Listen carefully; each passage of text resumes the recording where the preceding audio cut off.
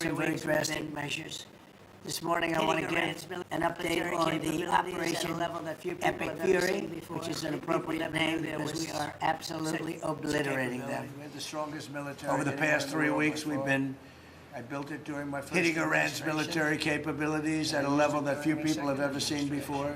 People never knew there was such a capability. We have the strongest military anywhere in the world by far. I built it during my first administration. Really witnessed, and I used it during my second administration. In Venezuela also. Unfortunately, because I'd rather not have to use it. But it's a display of force and precision and skill like nothing the world has really witnessed, although you got a pretty good witnessing of it in Venezuela also. Wiped out their Navy completely. Their smaller version of what we're doing now. Wiped out.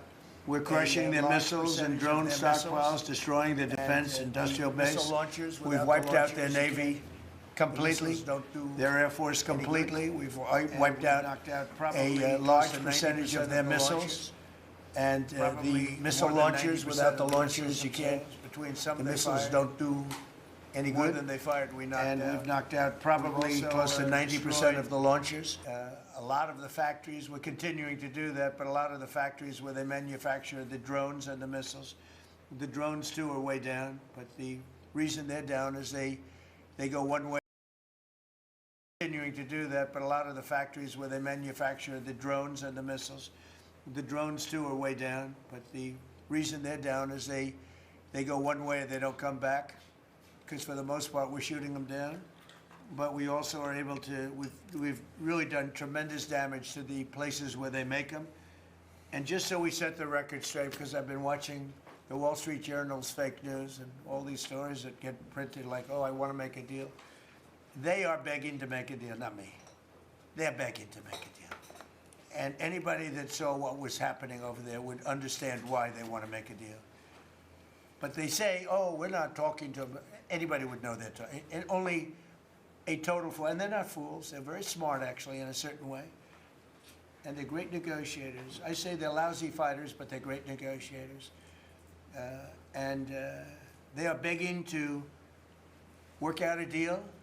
I don't know if we'll be able to do that. I don't know if we're willing to do that. They should have done that 4 weeks ago. They should have done it 2 years ago. Or they should have done it when we first came into office, because 2 years ago they had free reign under Biden. Sleepy Joe, worst president in the history of our country. What he allowed to happen to our country at the borders, and even with a thing like this. But not just him. Every president for 47 years, every president should have done this. They should have done it a long time ago, because you cannot give lunatics a nuclear weapon, and they would have had a big one. It stopped really when we did the B-2, but even before that, the Barack Hussein Obama, what he did where he gave them the Iran nuclear deal, gave them free will toward a nuclear weapon. Basically, he chose Iran over Israel and others that didn't want him to do it. But I terminated that deal. Had I not terminated that deal, you would have had a nuclear weapon years ago, and it would have been used, guaranteed. And one of the reasons you know about the guarantee is because their neighbors were sort of like bystanders. They weren't involved very much. They didn't choose heavy sides. They didn't want to, because people were concerned with Iran. There was a big black cloud over the Middle East. They were concerned, but all of a sudden the war starts, and they start shooting at these five, in particular, 5 countries. They start shooting at Qatar, Saudi Arabia, UAE, Kuwait, Oman. They start shooting at them, and everybody was shocked, including us. You know why? Because they're sick, and they had a plan to take over the Middle East. And some of those missiles that were shot at them were locked long before we even started this process. They were locked and loaded and aimed at those countries. They wanted to take over the Middle East, but we happened to come along, so it wasn't so easy. So right now their Navy is sunk in the largest elimination of a foreign Navy that has taken place, maybe ever, but certainly since World War II. Their Air Force is gone. Their anti-aircraft and communications capabilities are totally dismantled. And one of the problems they do have when they deal with us is we deal with people, and the people aren't able to communicate with anybody else. So because all of their leadership has been gone. The first level is gone, and they met to pick a new level, and they're gone. They're all gone because they didn't make a deal and because they're sick people. They're really sick. They're really sinister, sick people. And if anybody thinks it was okay to have a group of people like this to have nuclear capability, nuclear weapons, and if we didn't attack with the B-2 bombers, they would have had a nuclear weapon within 2 weeks of that, maybe 4 weeks. But between 2 and 4 weeks, they were planning to have a nuclear weapon. If we didn't hit them at that time with the B-2 bombers, and one of the great air raids in history, maybe the greatest, dark at night, no moon, no light, every single bomb hit its mark and just obliterated that place. So it's now buried deep under earth. And it was an amazing thing, but they would have a nuclear, and they would have used it without question. And you know that because why did they shoot all these countries that weren't even really involved with them? They weren't involved. They had no big problems because they're sick, because they want to take over the Middle East, not just Israel. Certainly Israel would have been the first on their list. They would have used nuclear weapons, a nuclear, you don't need too many of them, but they would have used a nuclear weapon on Israel, and they would have used it on the other neighbors, and then they would have come after us. And if we had a weak president, they would have done great damage. But fortunately, you don't have a weak president. I knew what was happening.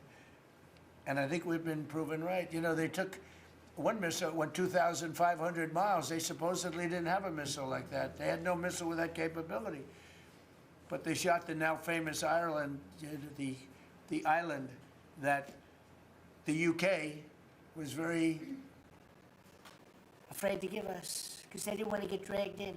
But we don't want to get dragged into their wars either.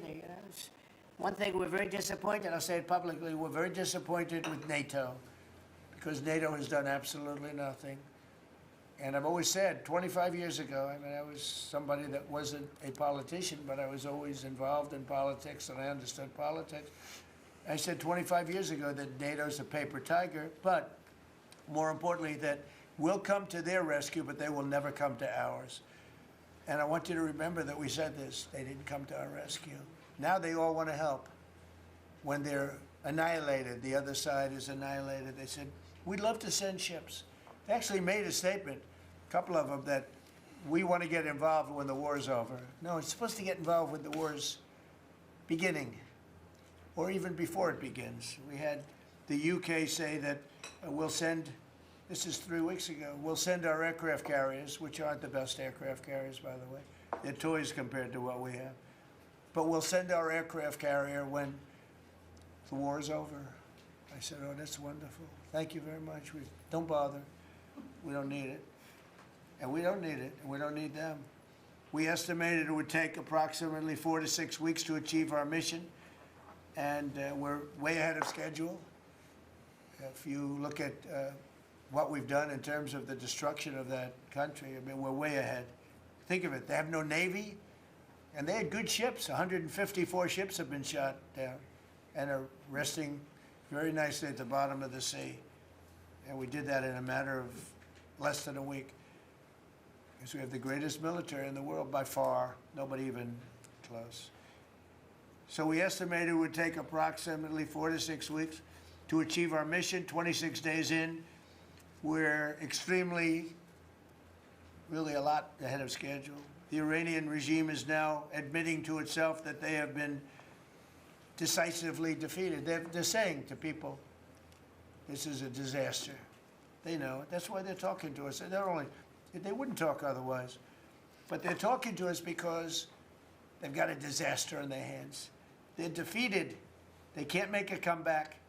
We're free to roam over their cities and towns and destroy all of their crazy nuclear weapons and missiles and drones that they're building. And we're doing that. They now have a chance to make a deal, but that's up to them. And they'll tell you, we're not negotiating. We will not negotiate. Of course they're negotiating. They've been obliterated. Who wouldn't negotiate? They are begging to make a deal. We'll see if we can make the right deal. And if they make the right deal, then the strait will open up. Hormuz Strait will open up. And even now, we don't know if there are any mines. You know, they have 22 mine they call mine droppers. Think of it, who would have 22 mine droppers? There's a boat that drops mines. Who has 22 mine droppers? Except for people with very evil intention. So every one of those mine droppers has been struck with the same weapon we used to stop drugs from coming into the United States of America. When we hit those boats, it's the exact same weapon, extremely effective. We have unlimited supplies and extremely effective. But they have no more mine droppers. By the way, speaking of drugs, we're 98% down drugs coming in by water, by the ocean, by the sea. 98%. And we're trying to find out who are the 2% because we think they're the bravest men anywhere in the world. Maybe women. But whoever's on those boats is very brave or doesn't watch television. But where drugs coming in by sea, coming in by water, are 98% down. And now we'll stop the drugs coming in by land. The land is the easy one. You had to stop the water. A lot of it came in through the water. Now it's all pinched. And these people are trying to come in by land. And we will, that's it, that's the easy one. But we had to take care of the water first. Nobody's coming in. Virtually nothing is coming in anymore. It was hundreds of millions of dollars a week were coming in by water. But they now have the chance, that is Iran, to permanently abandon their nuclear ambitions and to chart a new path forward. We'll see if they want to do it. If they don't, we're their worst nightmare. In the meantime, we'll just keep blowing them away, unimpeded, unstopped. Well, there's not a thing they can do about it. They can't do anything about it, you know? I tell you, if they could, you'd be hearing about it. You'd be hearing about it. You don't hear anything about it. They can't shoot our jets. We have the best military equipment in the world, no, not even a contest. And you see that with Venezuela. They had other equipment, they didn't have ours, it didn't work. Didn't work. Think of it, we did the situation in Venezuela. It was a great military operation, getting a very, very dangerous man who's killed a lot of people, forced people into our country. Incredible. He emptied his prisons in Venezuela, emptied his prisons into our country, and I hope that charge will be brought at some point, because that was a big charge that hasn't been brought yet. It should be brought. He emptied his prisons into our country and was a major purveyor of drugs coming into our country. And he's now been captured and, you know, I guess be given a fair trial. But I would imagine there are other trials coming because they have they've really sued him just in a fraction of the kind of things that he's done. Other cases are going to be brought, as you probably know. In the meantime, with Iran, we're going to keep doing what we've been doing, and nobody's a match for the United States, but they're not a match for the United States. It's small potatoes. That's why I'm so disappointed in NATO, because this was a test for NATO. This was a test. You can help us. You don't have to, but if you don't have, if you don't do that, we're going to remember. Just remember this in a number of months from now. Remember my statements. They have an expression, a great expression, never forget. Never forget. So as we end threats to America abroad, we're focused here at home on building the greatest economy in the history of the world. Now, before this started, the Dow hit 50,000. The S&P hit 7,000. Both of those achievements were not achievable. Every one of you, most of you, I guess, said you'll never hit 50,000 during a 4-year period because it was too high a number. Well, we hit it in our first year. And I said, well, now we have to take an excursion to Iran and we have to stop this maniac who's no longer with us. The supreme leader wasn't so supreme, no longer with us. It's very sad. But we have to stop him from blowing up the world, blowing up the Middle East, and blowing up our country, and we did that. And frankly, I thought the oil prices would go up more, and I thought the stock market would go down more. Hasn't been nearly as severe as I thought. I think they have confidence in maybe the American president and maybe the people sitting around this table. But Americans filing their taxes this year are receiving record-setting refunds. It's been a very big story. Well, it should be a big story. I don't think you write about it that much, but I speak about it. You know, I speak about it because if I speak about it, at least people hear. You don't write about it. You don't write about the drug prices going down. It'll be going down 30, 40, 50, 60%, 70%. Favored nations, called most favored nations, we're going to be paying the lowest price anywhere in the world. Before we paid the highest price in the world, Bobby, right? And now we're going to pay the lowest price in the world. That's quite a difference. It's a difference of from 40 to 70 and 80 and even 90%. That's a pretty big difference. But we're slashing regulations and investment is pouring in from all over the world. We have the most investment of any country in history has been put into our country in the last year. And again, we had to take a little detour. Won't be long. Gonna end soon. We had to take a little detour, go to Iran, and we had to put out a fire. Very dangerous fire that could have blown up big portions of the world, if not the whole thing. So tomorrow we'll be announcing a variety of actions that we're taking to support American farmers, who we never forget. We love the farmers. We gave them $12 billion out of tariff money. We had a tremendous amount of tariff money come in, and we continue to have. We've gone, as you know, the Supreme Court gave us a very unfortunate, foolish ruling, a ruling that gives the people that have ripped off our country for many years, gives them some money back. But, it's one of those things. It's a terrible, terrible, horrible mistake they made, but it's okay because we have another method that's just as good. We'll use the other method. But because the tariff money has been so substantial, we gave our farmers who have been mistreated by some countries, we gave them $12 billion, and they're extremely happy, and they deserve it. They've been great. They never complain. They just go out and they farm, and they wouldn't do anything different. They wouldn't trade jobs with any of you, except maybe some of the fake media. I don't know. Somehow I don't see that. I like their job better, actually. I love the farmers. So we gave them $12 billion. So in just a few moments, Treasury Secretary Scott Bessent will discuss the actions that we're taking to address energy prices, which have not gone up as much as I thought, Scott, to be honest with you. And you know, it's not over, so maybe it'll go up a little bit more. It's all going to come back down to where it was and probably lower. And my predictions have been right. Trump was right about everything. They have a new hat. Trump was right about everything. It's pretty right. But Scott's going to address that. And I think before we go very much further, I want to ask Vice President J.D. Vance to say a few words about where we are with the situation. He's involved with Steve and with Jared on negotiations. And then some of the others will speak. We'll have Marco say a few words. Pete Hegseth, who was born for this role. I mean, he's doing a great job. They gave him a hard time. And now people, I'll tell you, somebody came up to me yesterday, gave you a very hard time, said, you know, I made a mistake.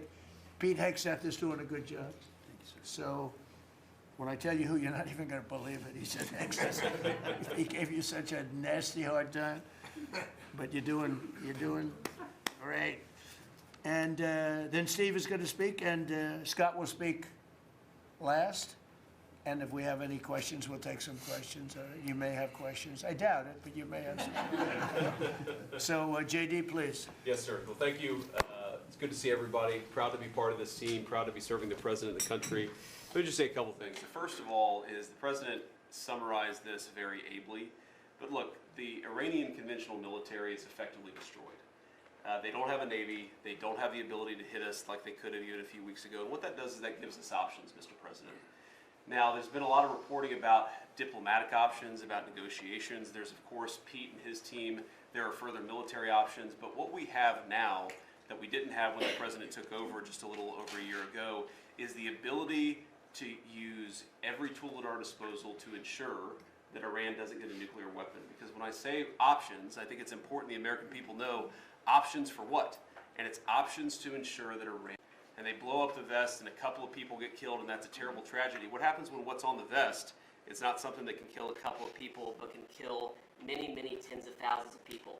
That is the most important American national security objective that exists for any administration at any time is you don't want the worst people in the world to have a nuclear weapon. That's why the president is doing this. That's why the president cares so much about this particular issue. I'll let Steve talk a little bit about the details of the negotiation, but the last thing I'll say before I turn it over to Marco is I'm very mindful, of course, that we have a lot of folks overseas fighting very ably for the United States of America. I know Pete and the whole team, we're very proud of them, but they're fighting at a time where we are about to enter as Christians the most important week of the Christian calendar, the Holy Week that celebrates the return of Jesus Christ to Jerusalem. And so I want to say to all of my fellow American Christians, but particularly those serving in the Gulf, that I wish you all a very blessed Easter, a very blessed Holy Week, and we continue to stand behind you and continue to support you every step of the way. Thank you, sir. Thank you very much.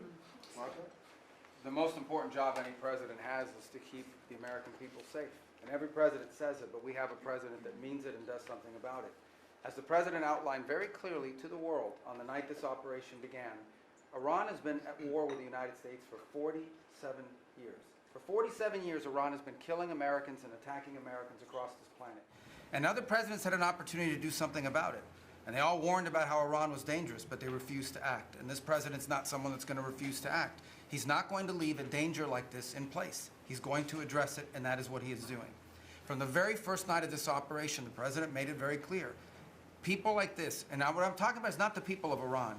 The people that run this country are radical Shia clerics. These are religious fanatics. Look what they are doing now. At their weakest point, this is the weakest Iran has ever been, and look at what they're doing.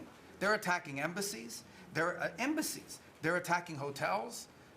Imagine what these people would do if they had a nuclear weapon. That is an unacceptable risk for the world. By the way, the president's not just doing a favor to the United States and to our people. This is for the world. He defined very clearly on the first night of this operation what the goal was. We were going to destroy Iran's Navy, and that is happening. We were going to, if it hasn't already happened, I'll let Pete speak to the specifics of it. We were going to destroy their missile launching capabilities. We're well on our way to achieving that goal. We were going to destroy the factory so they couldn't make more missiles and more drones, and that is moving forward. Every single objective the president clearly laid out on the first night of this operation is being effectuated. Again, Pete will speak to the specifics of it. This has been an incredibly successful operation. Every day, it may not get covered because, we're unlike them. We're not bombing embassies and hotels. We're hitting military targets. But every day, the Department of War lets the drummer get wicked over every portion of Iran that has these military capabilities, and the results are going to bear fruit for the world. The world is going to be a safer and a better place when President Trump's mission here is achieved. And frankly, I think countries around the world, even those that are out there complaining about this a little bit, should actually be grateful that the United States has a president that's willing to confront a threat like this and not allow it to continue to persist. Because these people will kill as many Americans as they have a chance to do, and if they have a nuclear weapon, as the Vice President pointed out, they could kill millions of Americans in the future. And that is a risk that was not going to continue to exist as long as we had this president. Thank you, Marco. It's very interesting because yesterday I was watching, is it Anthony Blinken? And he was saying that they should have done it. But they didn't do it. Nobody did it. Nobody did it. For 47 years, Marco, that's the number, 47. I guess now it's 48, because we've been saying 47 for a long time. It's probably 48. But for 47, 48 years, every president should have done this. And some are saying now that they made a big mistake in not doing it, but we're taking care of business. Steve Witkoff, please. Mr. President, it is my distinct honor to be a member of your cabinet and to report to you and your team on our negotiations with Iran.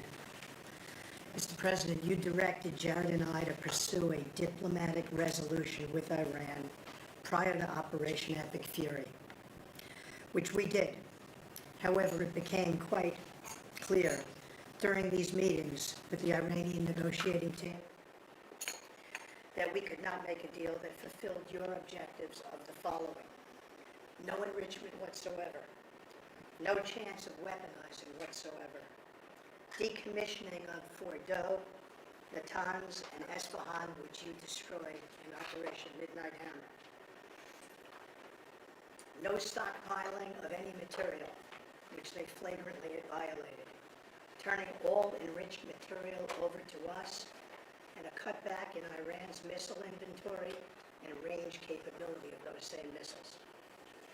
Throughout our meetings with the Iranians, we heard the following from them. The Iranians have the inalienable right to enrich. Then we heard they possessed enough 60% enriched material, 460 kilograms, to make 11 atomic bombs. Finally, we heard the following statement. They would not give up diplomatically, but we could not win militarily. In other words, they were again miscalculating the success of Midnight Hammer, which was a total success. These are incontrovertible signs, among many other signs, sir, that their regime had not given their negotiating team authority to make a deal required by you. We conferred with you and all the other members of your foreign policy team, Susie Wiles, Pete Hegseth, the chairman, Marco Rubio, JD, Scott Bessent, Chris Wright, John Radcliffe, throughout all of these negotiations, and we were repeatedly rebuffed on everything we asked for. I have no doubt that we exhausted all efforts on behalf of a peaceful resolution, as you directed. Jared and I both agreed that the Iranians were there to buy time until a weaker president arrived. This was a flawed strategy, as your clear direction was to never allow Iran to obtain a nuclear weapon today or any time in the future. Against that backdrop, and our compelling military successes in epic fury, we have had multiple reach-outs from the region and others who want to play a role in ending this conflict peacefully. I can report to you today that we have, along with your foreign policy team, presented a 15-point action list that forms the framework for a peace deal. This has been circulated through the Pakistani government, acting as the mediator. And this has resulted in strong and positive messaging in talks, as you just indicated to the press.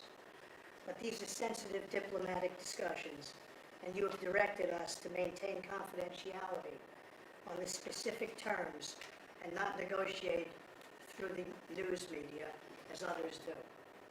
I can say this, we will see where things lead, and if we can convince Iran that this is the inflection point with no good alternatives for them, other than more death and destruction. We have strong signs that this is a possibility, and if a deal happens, it will be great for the country of Iran, for the entire region, and the world at large.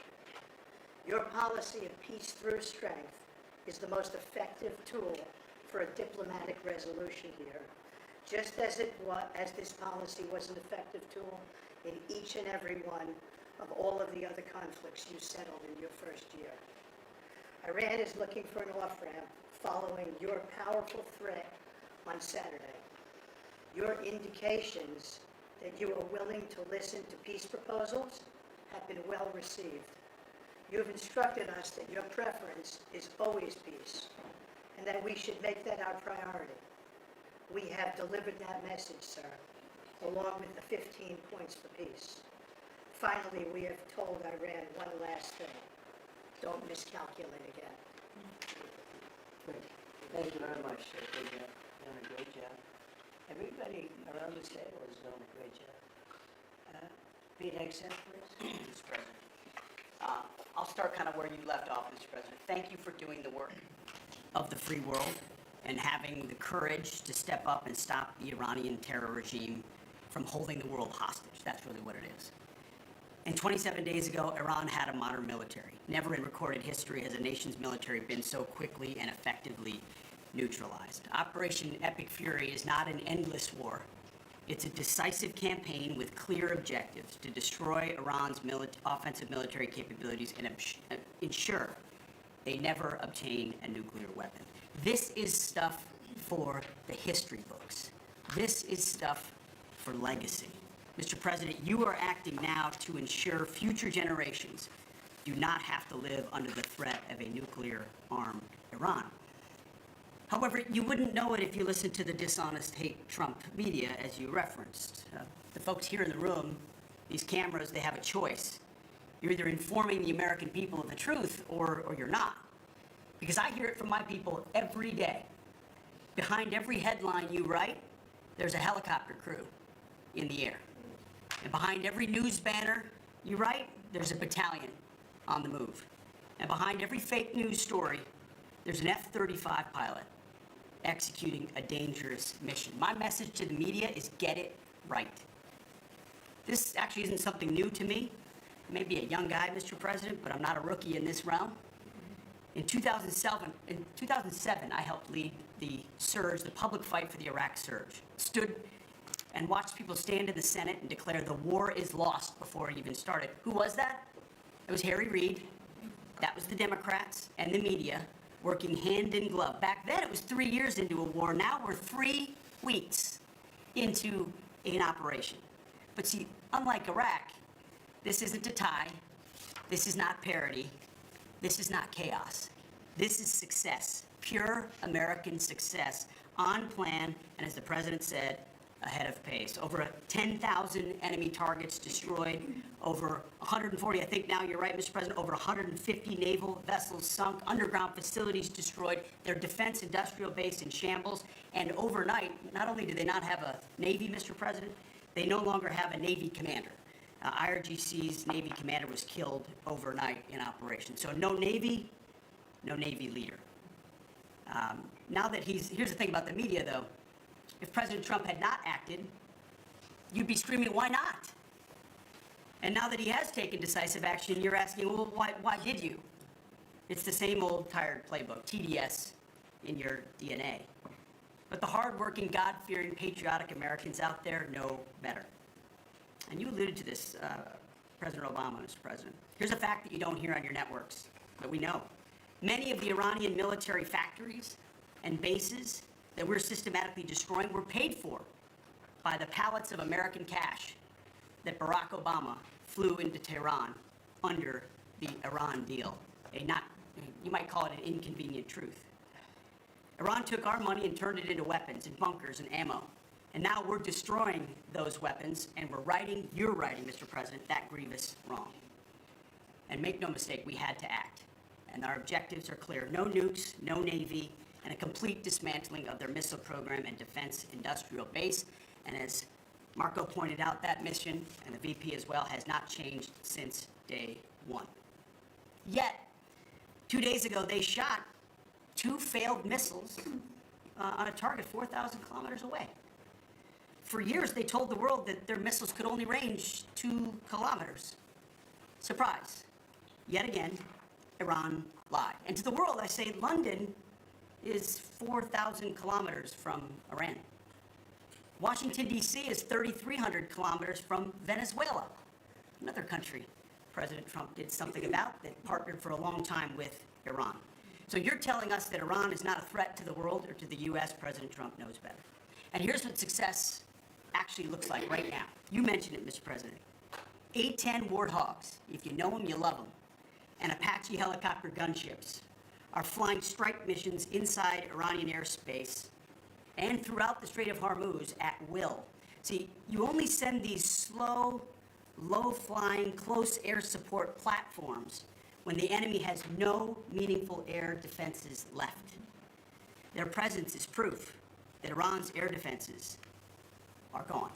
Their command and control is shattered, their top leaders hiding in underground bunkers, while their mid-level commanders are being crushed in the field. The morale of their fighters plummeting, and we see that disconnect daily. They're privately admitting, as you said, Mr. President, very heavy losses. We know that. President Trump has given us a clear mission. Our capabilities are only going up and Iran's are plummeting. We are here to win, and we're full speed ahead. So, Steve, we appreciate your efforts. We pray for a deal, and we welcome a deal. And we have the ultimate deal maker to make it happen. But in the meantime, as I said yesterday, the Department of War will continue negotiating with bombs. War is negotiation by other means. And finally, I want to thank our incredible troops. Our pilots, crews, sailors, refuelers, air defenders, the absolute best of America, the real 1% of our country. This president, President Trump, has your back. And I know this cabinet prays for you every single day. We ask the American people to do the same as they continue in this mission. God bless. Thank you. Thank you very much. It's great. I think before I ask Scott to say a couple of words, it would be great if people like the mayor of Chicago and the governor of Illinois would say, please come in and stop the crime. A beautiful young lady was killed the other day, and the father was a very good friend of Dan Scavino, and he took it very hard. Dan took it very hard, like the father, friends.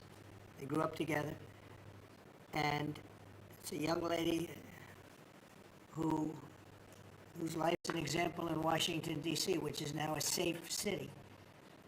All the time, people come up to me in the building, people that work here, they say, thank you so much. I know immediately what they're talking about. They're able to walk to work. They walk to work. You all walk to work. Some of you were mugged. I know you told me stories. Some of you were mugged. One person in particular was viciously mugged. In the group right here, it's not happening anymore. You have a safe city. Louisiana, the governor of Louisiana called me, can you help me with New Orleans? They just had the Mardi Gras. He said it was the safest Mardi Gras we've ever had. Sounds terrible to say, no murders. You know, it sounds like, who would say this? No murders, but they always had murders. They had a lot of crime during Mardi Gras. He said virtually no crime. We had the troops down there. Memphis, Tennessee, I just got back. We were there. Crime is down 75%. In a short period of time, we're there 5 months. We could do that for Chicago. We could do that for New York. We could do that for LA. And we could do that for, frankly, San Francisco. I know they have a mayor who's trying very hard. He's a Democrat, but he's trying very hard. But we can do it much more effectively because he can't do what we do. He can't take people out from the city and bring them back to the country from where they came, where they were in prisons. They were allowed to go in prisons. They were drug dealers, the highest level drug dealers, murderers, 11,888 murders. We do things that they can't do. I had friends calling me up from San Francisco. Could you give him a chance? I said, absolutely. If you want him, we'll give him a chance. He's trying. He's doing okay, but we could do much better. We could make it a lot safer than it is. San Francisco, a great city, was a great city, could quickly become a great city again. But, you know, they're going very slowly. I tell my friends they're very substantial people. They're in a certain business where people have made a lot of tremendous potential. It was one of the greatest cities in the world. Now it's got a lot of crime. And the mayor is really trying. Again, a Democrat trying. And I spoke to him. He just wants to have a chance. And I said, we'll give you a chance. But we can solve it very quickly. This young lady would be around today if we were around, because we have nobody coming through our border. I mean, literally for 9 months, it's zero. It's hard to believe that that number can be possible, because millions of people came in through Biden. But nobody even tries. We don't have the caravans of thousands, 25, 30,000 people pouring into our border. They come up in caravans. We don't have caravans anymore. There's no such thing anymore. There's a name that I think I developed, but somebody developed it, but I think it was me. I thought it was inappropriate. And thousands of people would come up and just barge into our country, totally unchecked, totally unvetted. And this man came in, Dan, right? And he came in through the ridiculous open border of Biden. If we were there, the election was rigged, what are you going to do? Came back, big comeback. But if we were there, we wouldn't have had people coming through. It's amazing. You know, it's so easy now because everyone knows they're not getting through. We don't have any caravans. Once they know that, when it was easy to come through. When I heard that they had an open border policy, I said, boy, this is going to be, I couldn't believe it. But when it was actually, you know, it dawned on me because I had built 1,000 miles of wall, and we were finishing up some, and he didn't want to finish it up. I said, they really do want to have an open border. And we got it finished. But that young lady would be alive today. And she'd be alive for another reason, because we would have the National Guard in Chicago and in New York and in other places, and they love doing it. It's like training, to be honest, it's actually training. I never want to take them out of DC. I mean, maybe somebody later on will do it, but I never want to take. You know, the people, they look, they say, we feel so good, we feel so safe. We see these beautiful, strong people, and they're so nice. They help. They open the doors for people. They carry bags. They pick up paper when they see paper on the ground. I looked at DC last night. I drove to make a speech, and I drove through, and I said, take me this way, take me that way. The city's clean. The fences are down. You don't have homeless all over your parks. I mean, we had parks. There was no room for anything else other than homeless. It's all clean and nice. And it'll be even more beautiful in a year from now. And we have some projects that are great. This ballroom is going to be something that's so beautiful for the city, so desperately needed by presidents. I mean, now it's no secret the military wanted it more than anybody. It was supposed to be secret, but it became unsecret because of people that are really unpatriotic saying things. But doesn't matter. Doesn't matter. It's going to be great. We're building an arc, a triumphal arc, which will be incredible for the city, incredible. We're fixing up what was the Kennedy Center. You know, I was honored when the board changed the name a little bit. Actually, it shows that the Republican and the Democrats, they work together. It's really something we work together. So I think it's a great symbol, actually. Republican and the Democrats, they work together. It's really something we work together. So I think it's a great symbol, actually. We're going to open it with a bang in less than 2 years. It'll come in under budget, ahead of schedule. That's what I did. It won't be like the Federal Reserve that's costing $4 billion or something thereabouts. Think of it, $4 billion. You know, it's amazing. I said to the group before, I said, everything I do, I get sued. I build under budget, ahead of schedule. I get sued over a ballroom that's going to be the most beautiful ballroom in the country, so desperately needed. You won't have to have tents sitting on the wet White House lawn. If it rains, you get wiped out, to honor the president of China or the president of France or the president of somewhere. You can have the greatest. We get sued by the National Trust for Historic Preservation. They don't know what they're doing. Then I just found out we got sued by that group and another group, I guess, on the fixing up of again, I'll use the old name, Kennedy Center, because they're not fixing up Trump Kennedy. It's going to be beautiful when you add the name Trump. But we got sued. And all I'm doing is fixing it up. We're fixing broken marble. We're putting on a roof because it leaks like a sieve. We're fixing steel that's broken. It's the same building, same exact building. We're fixing, it's going to be beautiful. It's going to be so beautiful and safe. It's actually unsafe. You had some of those columns on the outside that were painted a fake gold. Now we painted them a beautiful white color, beautiful cream white. It's beautiful. Everyone said it's so much more beautiful now. Instead of a cheap, you can't imitate gold. See, I'm a gold person. It's all real stuff. You can't imitate it. Someday they'll discover a paint that will look like gold, and the guy's going to be the richest man in the world. But you can't imitate real gold. It just doesn't. That's 24 karat. Which is what this building deserves. But think of it. I get sued because I'm fixing up the Trump Kennedy Center. We're going to make it gorgeous and safe. We're fixing new windows, new this, but just all fix up. I got sued by preservationists. But you know who they didn't sue? The man that took this beautiful Federal Reserve building. That's small, much smaller than the hotel I built. I built the Waldorf Astoria Hotel down the road. And it was a beautiful job for $201 million. It's bigger, I think, than the Federal Reserve building. And it's got rooms and bathrooms, and it's not like just an open office space, which is much cheaper to build. Think of this. I hear he's going to be over $4 billion for a little building. He doesn't get sued by anybody but me. I sue because it's either somebody's very crooked, which has to be, because what happened to all that money? You can't sue. I would have done that building for $25 million. It's gonna cost maybe 4 billion, and we have a great new person coming in to take over the Fed. And Kevin may not ever have an office. Because I don't know if they're gonna be able to build. I passed that building the other day, it's a see-through. You know what see-through means? There's no walls up. And they're gonna spend. But the National Trust for Historic Preservation, which is a joke, by the way, they didn't sue that building. They didn't sue anybody. But they sued me and I build, and by the way, my buildings, it's all donations. Rich people and people are putting up the money, 0 taxpayer dollars. Is that right, Scott? 0 taxpayer dollars. This stuff is all done for free and I get sued.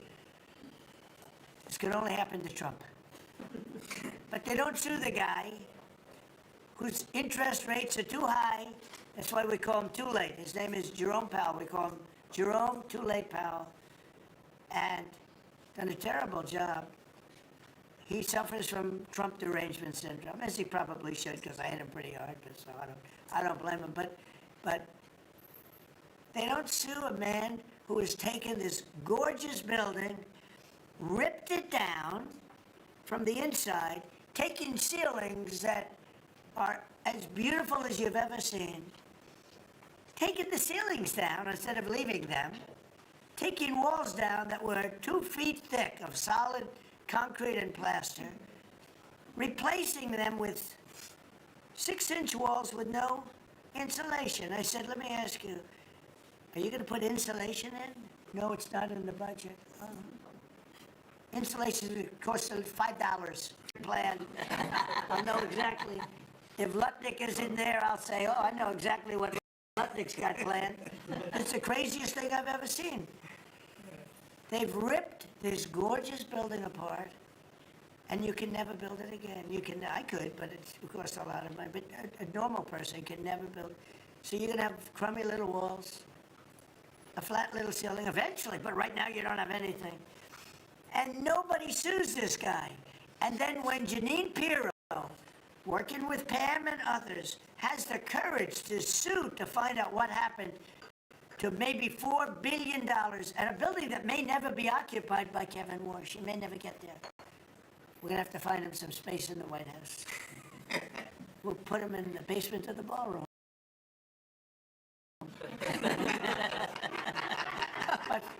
But when, now think of it, when Jeanine Pirro and Pam and the group, when they bring a suit, it's like, oh, this terrible thing. And then we have a judge that attacks us. Tax us. So we've got to get our priorities straight, you know. It's a very sad thing that's happened with the Fed. And then just one other thing very quickly, you have Gavin Newsom in California Railroad. That's 100 times over budget. It's out of control. It was supposed to go from the middle of San Francisco to the middle of LA. Well, now it stops way short of both. It now goes into areas that nobody ever heard of. It's billions and billions of dollars over budget, years and years, maybe decades late. And that's why we have a country that has a lot of problems, you know. We have incompetent people. It's all people. Think of the Federal Reserve. I would have had that building done for $25 million. I would have, if I did it, it was up to, somebody else would have done it for more. So maybe 50. You could have done that building, if it was properly done and planned, you would have done that building for, I would have done it, for $25 million, and it would be better. It would be better. See this pen right here? This pen is an interesting example. It's the same thing. So this pen is very inexpensive, but it writes well. I like it. But I can't have the pen the way it was. You know what it is. I don't want to give too much publicity, but they do treat me well, Sharpie. So I came here, they have $1,000 pens. And you know, you hand pens out, you're signing and you hand them out, you're handing them to all these people. Sometimes you have 30, 40 people. And they were $1,000 a piece. Beautiful pen, ballpoint. 1,000, it was gold, silver, gorgeous. But I'm handing out to kids that don't even know what they're, what is this, Mommy? It's kids. They're getting a pen for $1,000. They have no idea what it is. And I feel guilty because I'm like, you know, I'm by nature, I don't, you know, it's the government. I love the government like I love myself economically. I want to save money. So I'm saying, this is crazy. And it had another problem. They didn't write well. So I take it out, and I sign it, and there's no ink. And I got all you people looking, and you say, there must be something wrong with Trump. And I sign it, and there's no ink in the pen, and it costs $1,000. This one, I called the guy. I said, I'd like to use your pen, but I can't have a gray thing with a big S on it, saying Sharpie, as I'm signing a $1 trillion airplane contract to buy brand new fighter jets, brand new B-2 bombers, of which we just ordered plenty. I can't do that with the press. Use your pen, but I like the pen the best, but I'll sign it. I could do like Biden did, you know? Give it to somebody else to sign, or an auto pen, or maybe sign it separately in another room, but I can't use your pen. He said, well, I can make it nicer. I said, what can you do? He said, I'll paint it black. I said, that's nice. And I can even paint the White House on it, sir, if you like, in gold. Almost real gold, not bad. And I can even do your signature, sir. And by the way, this was not staged. I just saw the pen sitting there, and I thought of this as an example of how $25 million spent by me at the Federal Reserve Building would be a better job than $4 billion that they're spending. And you know, one of the things that Kevin Warsh told me, he said they ripped down the nicest building. I don't know what building they're talking about. They ripped down a building, Scott, right? Kevin Warsh said it's the most beautiful building in Washington. He said the most beautiful space. They ripped it down. Why did they do that? I don't know. Do you know what he's talking about? Is it true? Yes, sir. They ripped it down. We have a moron at the Fed. Who wouldn't be lowering interest rates right now? But I want to thank Janine Pirro and Pam and her group for having the courage to bring this suit. And I believe that the contractor on that job is probably one of the richest men in the country right now. I believe that it's not possible to spend that kind of money. $3 billion, $4 billion, nobody knows, nobody has any idea what it is. But it's over $3 billion, and it's probably going to be over $4 billion by the time they finish. And it may never get finished. Unless I take it over, I'll get it finished. But it can never be what it was. It's never going to have those beautiful ceilings. It's never going to have those incredible walls. The walls were 1.5 feet thick of solid masonry. They ripped them down for no reason. And I just give you the story. It's not the same thing. I said, you're right. This one is better. It writes. So the guy said to me, you don't have to pay me, sir. I'll give them to you for nothing. I said, no, I don't want that. Let me pay you. I want to pay you. No, sir, you don't have to. You're the President of the United States. He was shocked. The head of Sharpie gets a call. I don't even know who the hell he is. He said, is this really the President? He said, no, you don't have to pay me, sir. This is such an honor. I said, nope, I want to pay you. And he said, what would you like to pay? I said, how about $5 a pen? He said, that's all right, whatever the hell we agreed to. Peanuts. As opposed to 1,000. And these were $1,000 pens. And we were giving them out. Sometimes, you know, you were there for signings. I'd have 30, 40 people standing behind me. I'd give out 40 pens to people. Then somebody would say, could I have a couple extra? This way, I'd go like this. Here, you want 5? Here, take 5. But the bottom line is, they're better pens. It's a business story.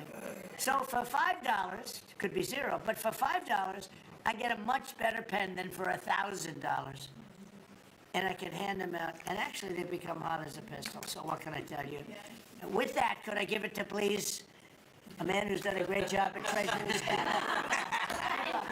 Good luck, Scott. Well, sir, as always, you're a tough act to follow, but that is very illustrated. Your economic leadership has made our military mission possible. Mr. President, national security, as you always say, is economic security. Your leadership has shown the American people that there is no prosperity without security. That our mighty military on one side, but the U.S. economic strength is fighting off this evil regime. The Iranians believe they are fighting a two-front war. It is the military war that our great warriors are prosecuting, But on the other side, they are trying to take control of the global economy through a choke point that we believe does not exist and that we will overcome. The historic Operation Epic Fury seized a generational opportunity to demolish a regime that has coordinated over 4 decades of global terror and claimed thousands of American lives. Many people, especially the Democrats, underestimate the will of the American people for short-term volatility for 50 years of safety that we are going to have on the other side of this. And I believe energy prices will be lower, inflation will be lower before we had the appearance of security, which is not real security. Now, the American people and the world will have absolute security. Through your maximum pressure campaign, Treasury has worked to uncover all financial lifelines to the regime and cut them off. You gave that order last March. This was not something that happened overnight. This is something that has been contemplated for almost a year. The Iranian financial system collapsed in December. We have systematically weakened Iran's ability to fund operations and procure weapons, and that required months of preparations. Threats to American national security have no place in the global economic system. The oil market is well supplied. We have taken actions to ensure oil supplies stranded at sea are made available to the global market. Your bold actions like the Development Finance Corporation's Maritime Reinsurance Program in conjunction with Central Command will soon provide shippers through the Gulf region with a level of security we have never seen before. Mr. President, we are starting to see more and more movement in and out of the Gulf today, and this is more than yesterday, and this is the beginning. I am confident that shipping traffic will continue to increase on a daily basis even before we secure the straits. Turning to the home front, the U.S. economy remains strong. We had a strong economy thanks to you. We are the best insulated in the world thanks to your energy efforts in Term 1 and Term 2. The U.S. is an energy superpower. American workers' purchasing power is finally being restored. The latest figures indicate robust real compensation increases. We are starting to see the working family tax cuts benefits bearing fruit this tax season. 44% of tax returns have claimed at least one of your signature policies: no tax on tips, no tax on overtime, no tax on Social Security, deductibility of auto loans. The average tax refund is up more than 10% for working Americans. The economy you vitalized through your pro-growth policies is well positioned to withstand these temporary disruptions. The United States dollar has reasserted itself as a safe haven asset. The U.S. Through your efforts, the U.S. economy is the best positioned in the world, and capital is flowing in. Efforts to reprioritize economic security are ensuring the United States remains secure, resilient, and prepared for the challenges ahead. As we approach the 250th anniversary, America will never be safer and more secure militarily and economically. Thank you. I just want to ask you a question. Is this guy central casting? I'm looking at him. I'm in Treasury. He might not be so good for war. I don't know. No, I'm looking pretty good too. I'm looking at this guy. He's central casting. Even the glasses are perfect. Where do you get those glasses? I think I'm going to get glasses. That's beautiful. Great job. That's really good. No, he's done a great job, and you all have. Proud of you all. Do you have any questions? Yes, Mr. President, are you going to go in for the uranium? Like, how do you secure Iran and... Let's assume I was, or I wasn't. Why would I ever answer a question? Can you accomplish What goals kind of a without it? question? Am I going to go in for the, oh yeah, I'm going in, we're going in tomorrow at 3 o'clock? How could you possibly ask a question like that? It's just such a ridiculous question. Who's Mr. President, Mr. President, yes, Mr. Please. President. Thank you, Mr. President. There's been a report that potentially the U.S. is looking at diverting some munitions, air defenses that were meant for Ukraine to the Middle East. Is there any accuracy to that? Is that something you're considering? Well, I'd have to ask you, but we do that all the time. You know, we have tremendous amounts of ammunition. We have them in other countries, like in Germany and all over Europe. We have, you know, we're packed. And sometimes we take from one and we use for another. We help Ukraine, which Biden started, and he gave $350 billion away, too much, way too much. And we sell it now to NATO. We sell it to NATO, and they probably give it to Ukraine, mostly, I think. They give it to Ukraine, but we get paid for everything that we give. We don't give anything anymore. It's a tough situation, that whole Ukraine situation, very, very tough. We're working very hard on getting that one solved. It doesn't have any impact on us, virtually nothing. In fact, if anything, I mean, we sell a lot of equipment for that unfortunate war. 25,000 people died last month, 25,000, so mostly soldiers. Some in the towns, but for the most part soldiers. They're dying. Nobody's seen anything like it since World War II. It's a terrible situation, and hopefully that's going to get settled. You know, I settled 8 wars, and many of them I think were more difficult than this one. In theory, they were more difficult, but there's tremendous hatred between President Putin and President Zelensky. Tremendous hatred. I've seen it before, but I've never seen it maybe to this extent. And I think that's calming down a little bit, and I think we have a chance of getting it done. But it doesn't affect us thousands of miles away. That's why when I heard the head of Germany say, this is not our war, about Iran, I said, well, Ukraine's not our war. We helped, but Ukraine's not our war. I thought it was a very inappropriate statement to make, but he made it. You can't erase it. But he felt that way. I said, well, you know, Ukraine's not our war. And it's not, but I would like to see all those young people stop being killed. I mean, they're being killed. It's like a slaughterhouse. What's happening there is horrible. 25,000, on average, 2 months ago, it was 31,000 people died. In 1 month, Marco, right? I said, it's getting crazy. It's getting worse. Think of it, 31,000 soldiers, both Russian and Ukraine, died 2 months ago. 25,000 last month. And if I can solve that, it would be a great honor to do it. I wish it could have gone faster. I solved other ones in 1 day that had been going for 32 years. We stopped one that was starting. It was already started. India and Pakistan, and the Prime Minister of Pakistan, a very fine gentleman, said President Trump solved something that was going to cost 10 million lives. That was going to cost a lot of lives, 2 nuclear nations. And those were complicated, but we got them done quickly. This one is, it's a shame. And the only reason I'm doing it, frankly, is because I want to stop death. I want to stop the death from happening. I think I'm going to go with a man that I've missed, Brian. I haven't seen you in a long time. I miss you. He's been in a very strange location. I don't know. He's had a strange thing happen. But anyway, go ahead, Brian. Well, good to see you too. Actually, good to see you as your card cabinet here, one of the things too.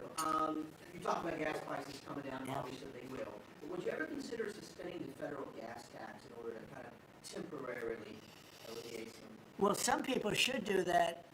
As an example, in California, every time prices go down, his prices go up because the gas tax is bigger than the tax itself, bigger than the product itself. It hasn't, I mean, we've thought about it, I guess, but honestly, when I did this, I knew it was going to be a little bit, we had the greatest economy ever. We had the greatest stock market in history. I said, we're going to take a little bit of a hit, a short-term hit. It's going to end up going much higher than it was, in my opinion. I said we're going to have a great stock market. Nobody thought we could get to 50,000 or 7,000 in the respective indices.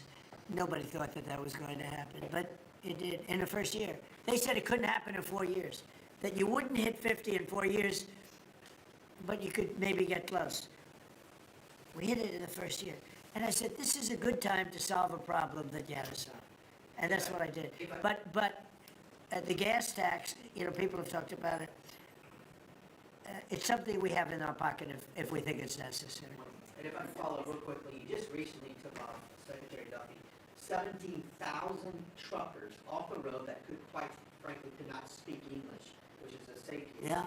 Could we ever extend that to Uber drivers, Lyft drivers, cab drivers? For someone who takes a lot of Ubers, a lot of my drivers can't speak Oh, well, that's not good. I didn't like that. Go ahead, John. So that's a really good point. The problem is that our states are the ones that issue these licenses. So with commercial driver's licenses, we do have some federal control. But again, we have thousands of people who can't speak the language, long-standing rule, and it's a safety issue, right? If you can't understand road signs, if you can't communicate with law enforcement when you're pulled over and communicate what's on your rig, huge problem. But the last administration, Mr. President, they let truck driving schools self-certify that they were qualified to train truck drivers. And so this is like the Iranian Center. So you pay $800 and you get a certificate that you passed a CDL driving school. And again, they have no skills. They don't have the knowledge. They don't have the skills. They haven't gone through any of the testing. And then they get licenses, and they're killing Americans on our roads. So it's remarkable, the rot that the last administration allowed to take place. We are ending that, and I need partnership with our states. Even California started to come on board. Even Gavin has started to play ball with us, which is surprising. Not all the way, a little bit of shocking. Mr. President, You know, it's interesting because I just saw something that the nursing home business and the daycare centers in particular, they went out and inspected them in Minnesota, and they didn't exist. They're knocking on doors. He happens to be a young man, Nick, nice young man. He's done a very good job. They're knocking on doors. It's like homes, and they're getting hundreds of thousands of that. They didn't exist. And in California, it's worse. It's even worse. And I spoke with Russell Vogt. I said, Russell, don't send it, but we have a court order that we have to. Can you believe it? A judge. The judges are really hurting this country. Our judges, Justice Roberts doesn't like when I say it, but the judges are really hurting this country. And frankly, the justices, the Supreme Court, has really hurt our country too. Mr. President, do you have a new deadline, given that there are some talks now? Do you have a new deadline before taking? No, I'll announce it. I mean, right now, you're talking about a deadline for doing some pretty big damage, even bigger than we've done. Well, we'll see. Look, we have very substantial talks going on with respect to Iran, with the right people. You know, I told you about a present, right? Steve, can I reveal the present? You can do anything you want. Thank you. They said to show you the fact that we're real and solid and we're there, we're going to let you have 8 boats of oil, 8 boats, 8 big boats of oil. This was 2 days ago. And they'll sail up tomorrow. That was 3 days ago. And I didn't think much about it. And then I watched the news, and they said, a very good anchor, actually, happened to be Fox. But I watched it, and they said, something's unusual happening. There are 8 boats that are going right up the middle of the Hormuz Strait. 8 big tankers are going loaded up with oil right through. And I said, well, I guess they were right, and they were real. And I think they were Pakistani flagged. And I said, well, I guess we're dealing with the right people. And actually, they then apologized for something they said, and they said, we're going to send 2 more boats. And it ended up being 10 boats. All right? I hope I haven't screwed up your negotiations, but I thought it was appropriate to say, because I did taunt you the other day by saying they're going to give us a present. Yeah, Bruce. Two illegal immigrants who were arrested at San Francisco airport for ignoring deportation orders. At the same time, as you highlighted, really great reception from American travelers for ICE agents. Is there a PR aspect of this that can allow future deportations to go on with less protesting, less outrage. Yeah, it's amazing because by putting ICE there, look, the press was very unfair to ICE, so was everyone else. These are great American patriots. They have a tough job. They have to find murderers and take them out of our country. I wouldn't want to do it. You wouldn't want to do it. Most people wouldn't want to do it. They do it. And, 11,888 murderers, and that's murderers. That's not drug dealers. That's not lots of other things. It's not people from mental institutions. Entire jail populations were released from major countries and let into our country through the open border. And ICE has done an amazing job. I wouldn't want that job. It's a tough job, dangerous job. But wait, so what happens is, by putting them at the airport, and I just said, do me a favor, take off your masks, and they did. For that, not for when they're looking for some, cold-blooded killers and they're in the net, but for that, and they did, they took them off.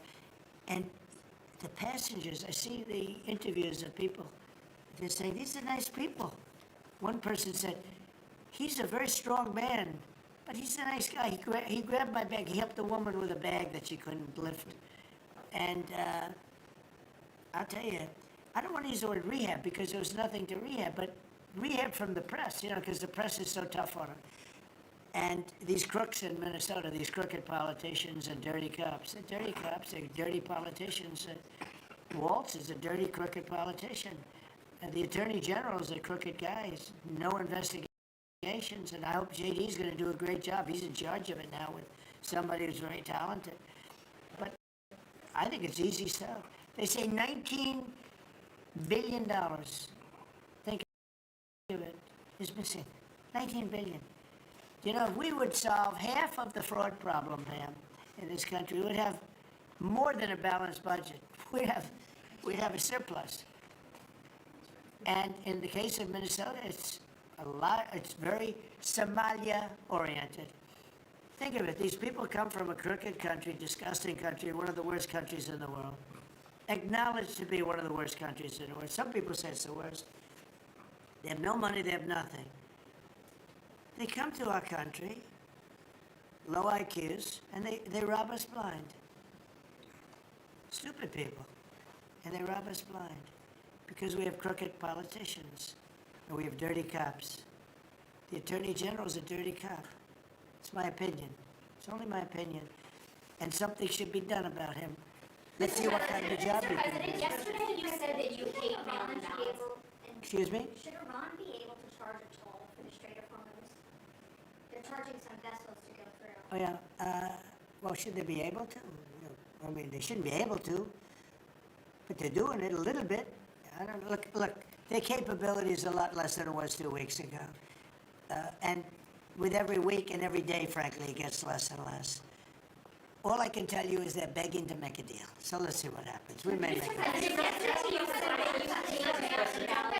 Tell me about mail-in ballots. Go ahead. You mean I used a mail-in ballot? You probably said, yeah, I did. Why did you You know use what? that? Because I'm President of the United States, and because of the fact that I'm President of the United States, I did a mail-in ballot for elections that took place in Florida, because I felt I should be here instead of being in the beautiful sunshine But you taking... were in Palm Beach, sir, the last few weekends. That's right, and I decided that I was going to vote by mail-in ballot because I couldn't be there, because I had a lot of different things. But we have exceptions for mail-in ballots, you do know that, right? So if you're away, we have an exception. If you're in the military, we have an exception. If you're on a business trip, we have an exception. If you're disabled, we have an exception. And if you're ill, if you're not feeling good, whatever. So I was away, mostly in Washington, D.C., so I used a mail-in ballot. But I appreciate the question, because I know it was so well-meaning. Yeah. I actually just looked up the company that owns Sharpie, and they stock composite, as she mentioned. By the way, they deserve it. It's a good product. So you gave a 5-day deadline. With oil tankers going through the Strait of Hormuz, is that a condition to move that 5-day deadline? Well, we don't want anything impeded. We want ships to go through. We don't know that they've dropped any mines, by the way, because we blew up all their mine droppers, right? We blew up every one of them. They're gonna have to take them out on a rowboat or something. I don't know how the hell they get out there, but we don't really know. You might speak to it. We don't know. You get hit by a mine, it's not the greatest thing in the world. So if you think, the problem with that, that's not like you've decimated a military. If you think there may be a mine, that's a bad thought, and it stops things up. How are we doing in that regard, Peter?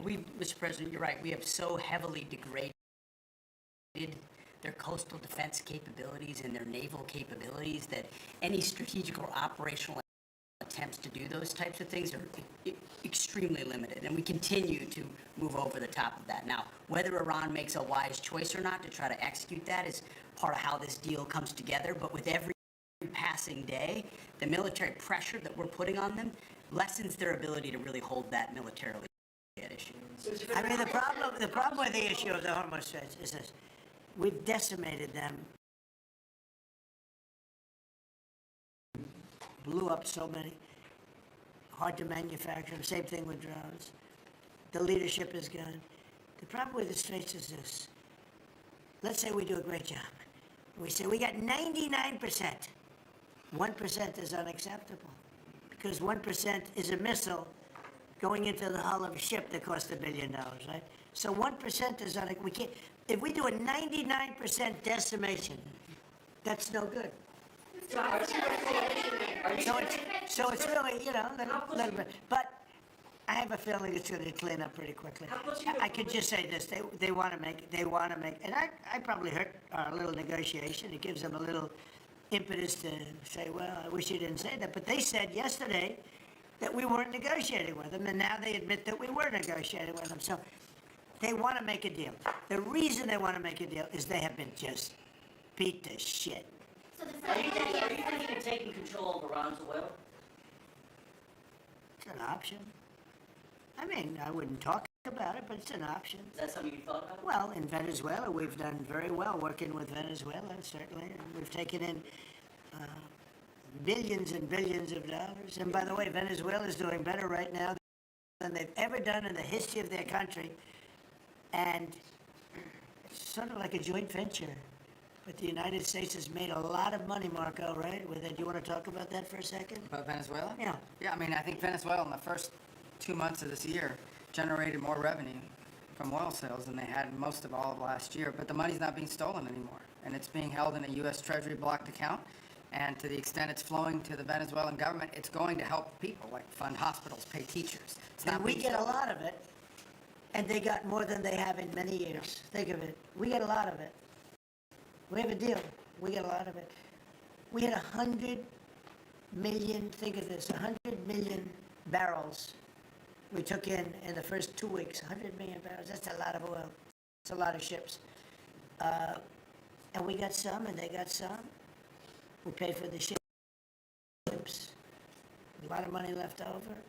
And Venezuela has done better now with us. Call it a partner, call it whatever you want.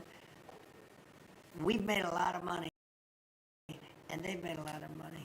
We've paid for the cost of that military hit many, many times over, and we've only just started. Our relationship with Venezuela has been amazing.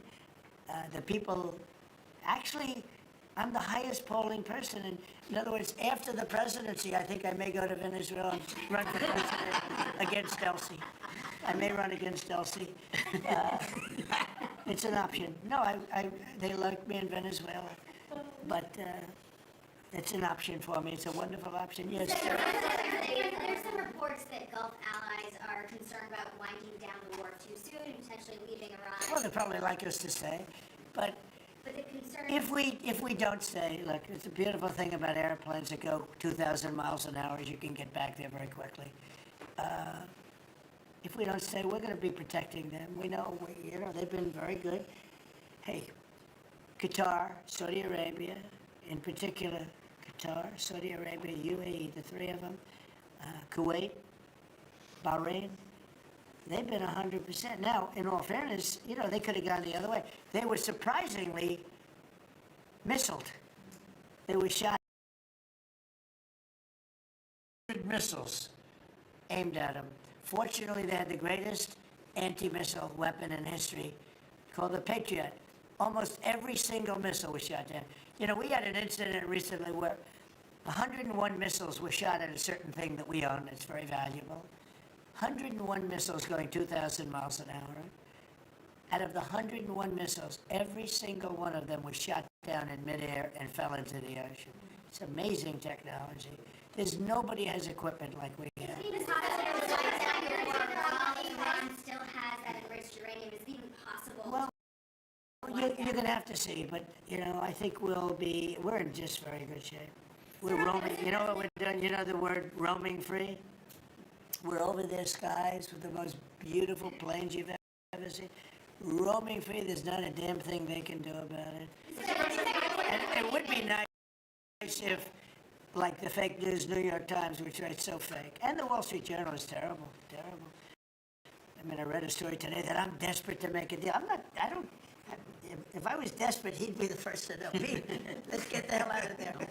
I'm the opposite of desperate. I don't care. I want to know. In fact, we have other targets we want to hit before we leave. We're hitting them on a daily basis. No, I don't talk about you. I can't talk about specifics. A lot of people say that wouldn't matter. Maybe it does matter. Who knows? But I wouldn't talk. It's like the question this young lady asked. Sorry, but I embarrassed her. I don't want to embarrass you because I think I think she's a friendly reporter, so I'm sorry. But you know, I can't say what we're going to do because if I did, I wouldn't be sitting here for long. They'd probably, what is it called, the 25th Amendment? They'd institute the 25th Amendment, which they didn't do with Biden, which is shocking. The President is safe enough to leave the region because Steve said that they've got enough uranium to make 11 bombs. That's a very scary thing. So, Well, it's again, I can't talk to you about that. You're asking me a question. You're essentially saying, will I go in and do something? I can't talk to you about that. President, we're looking at a coalition of ships to help, warships to help protect tankers. How close are you to getting that coalition? Well, we have a coalition formed, but they should have been up here a long time ago.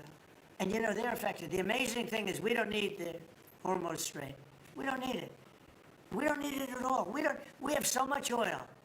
Our country is not affected by this. We have twice the amount of oil as Saudi Arabia or Russia, and soon it'll be 3 times the amount. Chris, do you want to speak to that for a second? Yeah, that's correct. Our total oil production is greater than Saudi Arabia's plus Russia, and more than we consume in the United States. We're the largest. Pretty good. Pretty good. Yeah, pretty You know what they call it? Drill, baby, drill. Mr. President, Anything else you want to say? Well, and same thing for natural gas. We went, before your first term, we were the largest exporter of natural gas in the world. Today, we're just by far the largest.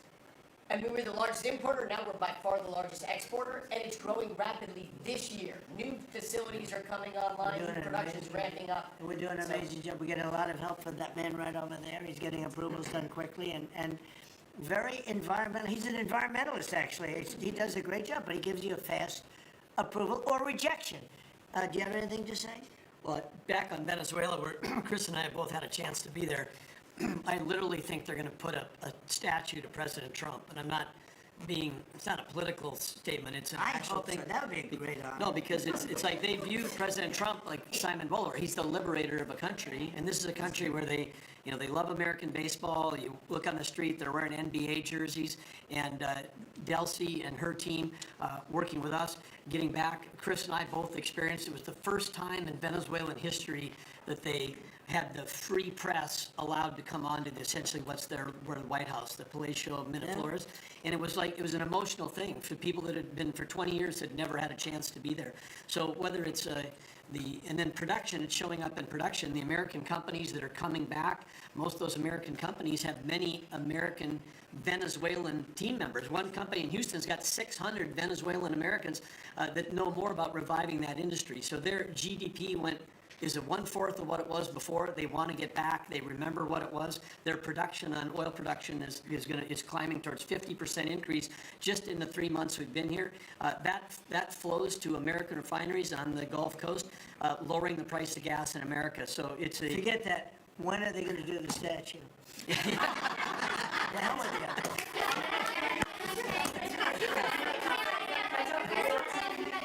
thank you.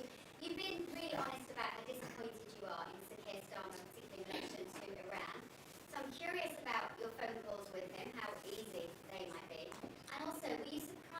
we talking about Starmer? Yes.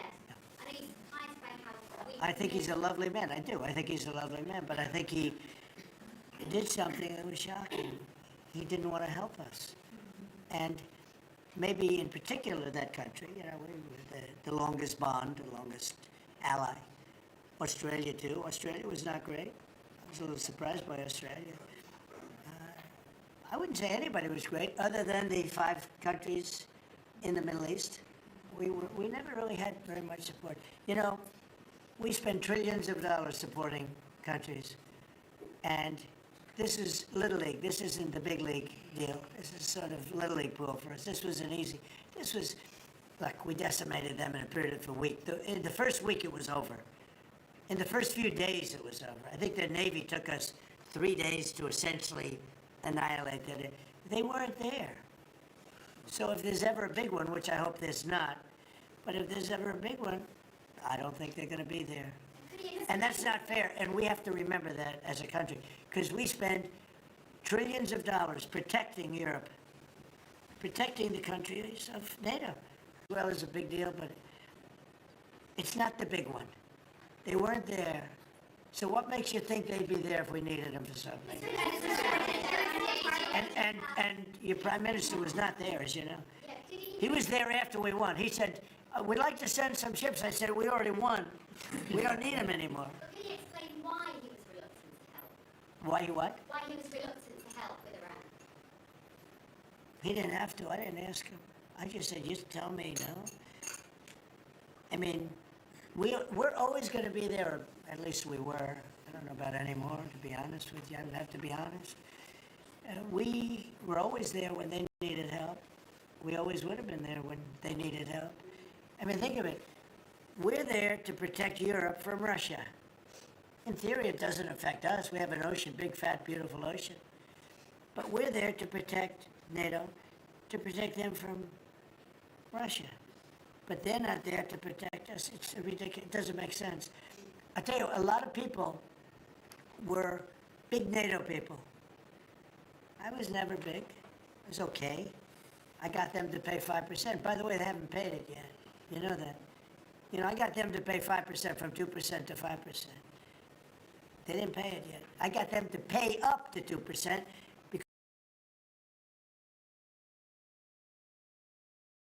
because they weren't paying the 2%. Then I got them to pay 5%, which they should be at. And we had a lot of, that was great, only Trump could do it. But the problem is they haven't paid. Because if you look at the numbers, they haven't paid yet. So we were there for them, but they were not there for us. Did we need them? No. I never thought we needed them. I was more doing a test. I said, I really would love to have you come up. Bring your boats. You can sail through the beautiful Hormuz Straits, and you can protect people that are being shot at. They didn't do it. And that's small potatoes. Do you understand what I'm saying? Yeah, I do. Go ahead. I was just going to say, does it affect the state visit with the king that you're going to have in April? Are you looking forward to that? With the king? With the king coming here? No, he's a friend of mine. He's a great gentleman. As you know, he honored me and our country. He really honored our country. But we had an amazing time. I've known him as Prince Charles. I know him as King Charles. I'm proud of him. He's fighting a tough battle. He's tough. I think he's a fantastic. It has nothing to do with that. It's different. But he's going to be here very soon, as you know. We're going to have a state dinner. It's going to be great. But I was very disappointed when the Prime Minister said, I won't be able to. It started with the island that the indigenous have claimed away from your country. And for some reason, you went for it. And all of a sudden, indigenous people that never saw the place, they never saw it. He was afraid that we would do something to himself because he's a liberal. That's the way they think. And when we needed the island to land that beautiful B-2 bomber, we were told we can't use it. We'd have to fly back to Missouri, which is a 17-hour. Not good. They made a big mistake. Is there any deadline for Iran? Is that pushed back now, or if not? I don't know yet. I don't know. Mr. Witkoff and JD and Jared will tell me whether or not they think it's going along, and if it's not going along, maybe not, and we have a lot of time. You know what? It's a day. In Trump time, a day, you know what it is? That's an eternity.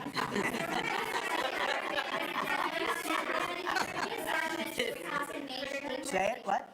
European Parliament just passed a major deportation plan. Some of the tenets of it are that member states can deport rejected asylum seekers to third countries regardless of whether they have a connection to it. It allows for detention periods of up to 2 years and also offshore return hubs or detention centers similar to ours. Who did this? Which country? European Parliament, and the vote was not close. It was 389 in Good. favor to 208 against. I'd vote with them, yeah. Europe is where you are now. Do you think that will move the needle with Democrats? I don't care about the Democrats. The Democrats hate our country. The Democrats are in chaos right now, and they have no common sense. You know, they have one quality that's amazing. They stick together. And it's harder because they stick together in a ridiculous policy like men playing in women's sports, open borders for everybody, including murderers and anybody else that want it. We're open to you. Come in, murderers. You know why they do that? They do that for a couple of reasons, but they do it for votes because they think they're going to vote for the Democrats. Even though I did great with the Hispanic vote, tremendous with the Hispanic vote. You know, I turned that whole thing around. The Hispanics like me and I like them. And you know, it's interesting with Hispanics. When I built the wall, everybody said, oh, that's going to ruin us for the Hispanic. It was just the opposite. They know all about immigration, and they know all about death and crime, and they're smart people, and they have common sense. They wanted to be protected from the people that were coming into our country. So, you know, I won the election with a very tremendous Hispanic vote, and I think it's higher now than it was then. So, we're a party of common sense. Destroy our country. If I didn't win this election, I believe our country would have been destroyed by now. 1 year, that's all it would have taken. If you had Kamala or Sleepy Joe, either one, it wouldn't have mattered. They're the same thing. Two sleepy people, two stupid people. I believe, and by the way, Gavin Newsom, who is one of the candidates, I believe he took himself out of the running when he says he suffers from mental disability. And a reporter said it was terrible that I talked that way about somebody with mental disability. I said, I have no problem with it, but I don't want a person with mental disability to be my president. I mean, you don't want to have a person with mental disability being your president. And Gavin Newsom said that he can't read a speech. He can't do almost anything. And then he said he's as dumb as all the people in the room, and he got accused of being a racist, which was an amazing set. I thought it was the worst interview I've ever seen anybody give.